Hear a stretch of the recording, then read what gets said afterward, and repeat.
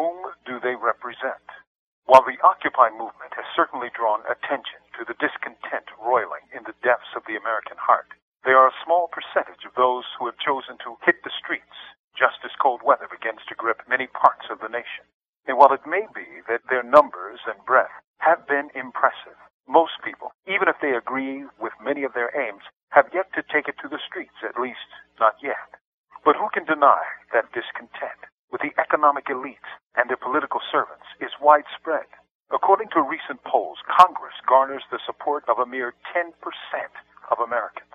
Or put quite another way, 90% of Americans don't support Congress. 90%. When such an overwhelming percentage of the citizenry oppose the politicians in office, in what sense can this be called a democracy?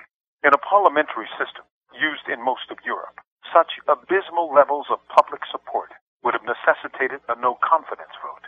But here in the States, a rigid, sclerotic political system has become a prison and an obstruction to most of the people, and politicians openly and proudly look to the narrow interests of the wealthy elites, those the Occupy movement deride as the 1%.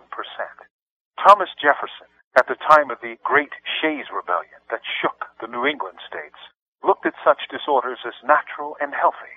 Said Jefferson, quote, "I hold it that a little rebellion every now and then is a good thing. It is a medicine necessary for the sound health of the government. God forbid that we should ever be 20 years without such a rebellion."